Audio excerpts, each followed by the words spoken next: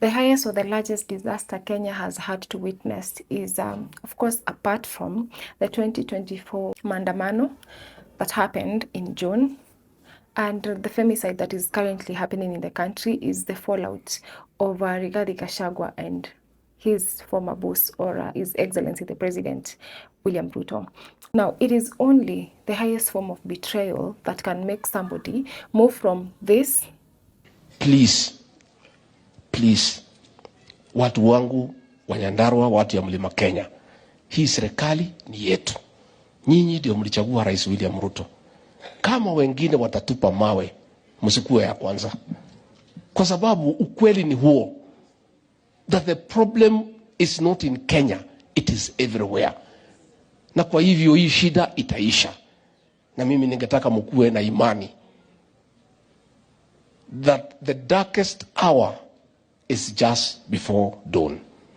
Ningetaka tuendelee kumwombea rais wetu, akuwe na hekima, akuwe na ushupavu wa kuongoza Kenya na Afrika, na sana sana tumsaidie na maombi, na wale ambaye tumepewa kazi ya kumshauri aweze kubadilisha uchumi wetu, uweze kurudi pahali Rais Mwai Kibaki alituachia.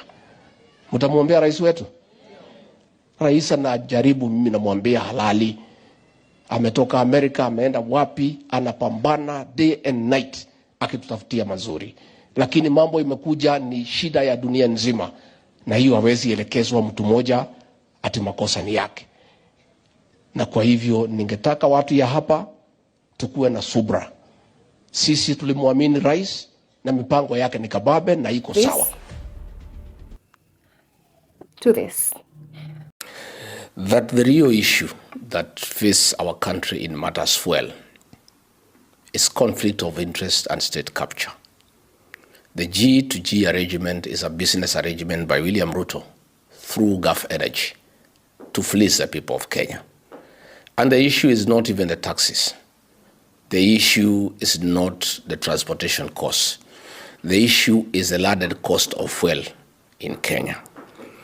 We have information that is confirmed that in a G2G arrangement that has been negotiated with the companies that are selling oil to Kenya, in the landed cost of petrol, William Ruto pockets 30 shillings per litre, and in diesel he pockets 40 shillings per litre.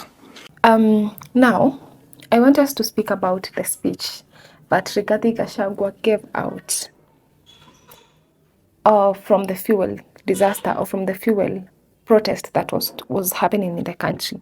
And frankly speaking, I listened to that conversation and I literally don't understand how the Gikuyu want to make Rigathi Gachagua their president. In as much as they brought in the president, somebody said on X that politics is tribal, and the common mwananchi out there, they want to feel represented.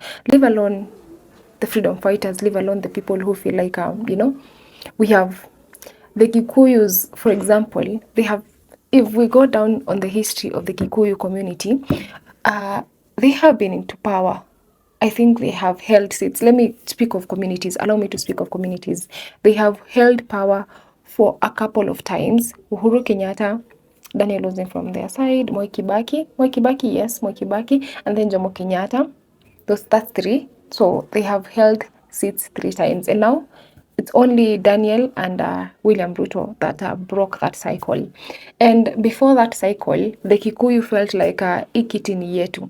And probably that is why the 2007, there was such a big issue, because they had been defeated, Probably those are just me thinking out loud. But if we look at the Kikuyu community, I think Rigathi Gachagua is simply thinking how the Kikuyu community thinks, because it's clear and it's evident that Rigathi Gachagua is tribal, and his community is actually supporting him for that. Probably that is why he never gets tired of getting tribal, or that is just who they are at the end of the day. And that is why when he got into seats, all his speeches were just about tribes and shares, and wenye walitupea kura ndio watakuwa watu wa kwanza when it comes to the first beneficiaries. Those were just the speeches of Rigathi Gachagua. when he came to sit. And at this point, I feel like let me speak for myself. Let me just say we understand. Oh, I understand him because when I read that tweet on X, and I was like, probably the common mwananchi is also tribal because they want to feel like their community is represented.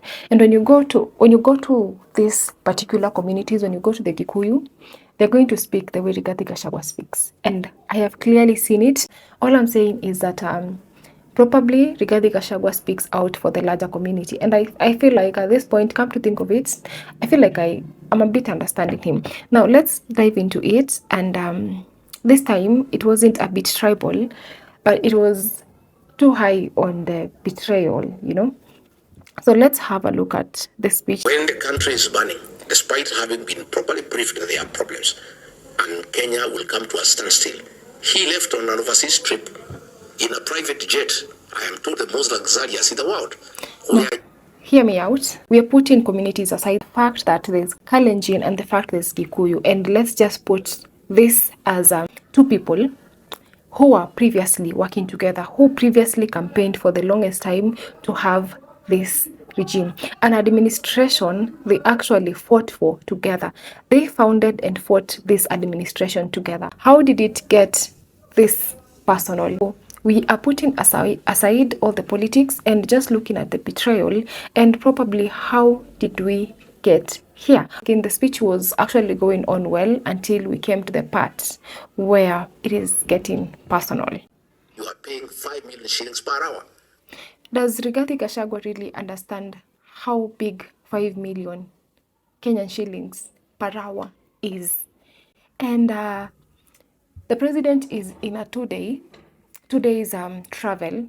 I'm not checked, but he was in Baku giving a speech, and probably let's see how far Baku is, you know.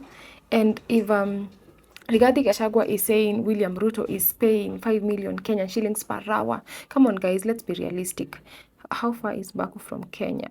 It into Azerbaijan. Where it is 15. It is 7,060 kilometer.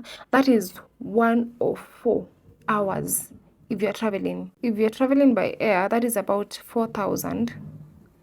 That is about 4,800 to 4,000. Yeah, 4,800 roughly kilometers, and that will typically take you 15 hours. Now, if we do the math, 15 times, come on. If William Ruto is paying 5 million times 15 hours, how much is that? Is that even realistic? In one of the speeches, Rigathi Gachagua said that when William Ruto kicked him out, he swore and promised him that he will be irrelevant. And to me, this just looks like Rigathi Gachagua trying to remain relevant. He actually has to make sure that he's on top of whatever that is happening. And to be on top of whatever that is happening, he has to address on everything. He's trying to run for presidency, and it will be such a disaster. Of course, I don't think anyone in the right mind can vote for Rigathi Gachagua. There are problems, and Kenya will come to a standstill. He left on an overseas trip. At first, I agree with him in the first place where he's saying that when the country was burning in disaster, he flew out, and that this is not the first time, and probably it could just be a coincidence because even in the 2024 protest, it was traveling out a lot, and that is one of the things that angered people or angered the nation, because we do not understand why you would try to pass a finance bill and the first thing or the things that you're quick to do, not even to address us, not even to try and calm us. If you could be treating the matters of the nation with urgency, you should be addressing the concerns of the citizens. But not one time did William Ruto try and address what the citizens are crying out about. In the 2024 June protest, it was only after the Gen Zs burnt out parliament, it's when William Ruto felt like it's probably not even it's necessary. It was actually very valid that he gives a speech. But I actually agree with Rigathi Gachagua in the first part, where he's saying that when the country was burning, he flew out. It might have been a coincidence because at the end of the day, he probably had meetings in other countries, but he owed us an address, because just recently when Arsenal won, he made a tweet and congratulated Arsenal, but he didn't even make a tweet about the fuel. protest. In a private jet, I am told the most luxurious in the world, where you are paying 5 million shillings per hour. That jet that he left with is... It was this silence that he was like, you guys are not prepared for what is about to hit next. Or he was actually preparing for the biggest lie, or he was actually looking for a kasamka clue to make the video trend or something. So it was in that silence that everything was cooked. Epitome of luxury, with a full bedroom. Sijaipanda private jet, lakini labda nitaipandia huku kwa story ya Rigathi. Massage parlor and a spa with a jacuzzi, steam, sauna, and a massage parlor has 4 girls from Seychelles. And then the silence after he says about the sauna girls, so that we think we can suck it in, you know. He is enjoying when Kenyans are struggling in air.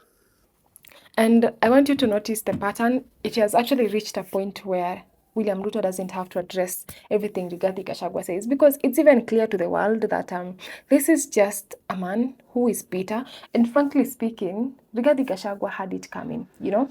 You don't go around as a leader showing people that, you know what, we worked so hard for this seat. And this nation is not only made of the Kikuyu. And I am speaking this from a Kenyan, you know. I'm speaking this from a native citizen who has seen the results of this tribal politics and where they're heading. As much as we are going to say that this tribal politics or the common mwananchi or the common voter is tribal, because if Kalonzo is on the seat, I am going to consider, personally, I'm not going to consider Kalonzo or what he has done for the people back in Ukambani. I am going to look at that person, how he has served, because at the end of the day, from where I stand, we have had leaders, like, let me just give a very good example, like Kalonzo. And William Ruto recently said that he has not built hata barabara ya kwenda nyumbani kwake. How do you expect? And at the end of the day, even that one is tribal, because you expect, before giving out to the whole nation, you give out to your own people first. So we are dealing with a nation that at the back of our minds, we literally know that we are tribal, but we either trying to sub it or we are trying to submerge that. But looking at our own, let's go back down and become tribal a little bit.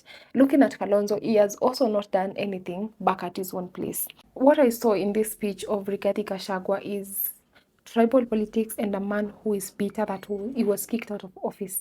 Rigathi Gachagua said, William Ruto said that Rigathi Gachagua will not mount in anything in politics. Rigathi Gachagua is just out here trying to prove him wrong. And how is that going out for him? And he recently said that if he had a party, he would have not been kicked out. And his main party was UDA. And he had to go aside and form his own party. Now, what I saw in the whole speech of Rigathi Gachagua was a man who was bitter that he was kicked out of office, was a man who was not okay with the president, you know, and he has every right to say, probably, I think we can say 50 or 40% of what Rigathi Gachagua is saying probably has some truth in it, you know, because considering the fact that he's a man who sat at the highest power or shared the tables with William Ruto more than anyone or more than most people did, I think there might be some truth in it, but you need to be selective in what we are picking when it comes to whatever Rigathi Gachagua is saying, so that this country does not dive into the highest forms of the divided nation that we once witnessed in 2007. It's unfortunate, it's a college, and there's nothing we can do about it. But don't tell the people of Kenya that. That is thinking people are stupid. People are not. People are very intelligent. And you cannot trivialize such a national crisis into tribalism. And what does Rigathi Gachagua mean when it's so unfortunate that William Ruto is a Kalenjin? And come on, we need to stop with this tribal politics, honestly speaking, because no matter what, no matter how hard, yes, labda Rigathi Gachagua promised himself that he is going to be Ruto's biggest headache, and that one is doing so well. But do not divide this nation. Frankly speaking, do not divide this nation. Make sure you live Maybe your comments on what you think about this. I'll see you on the next one.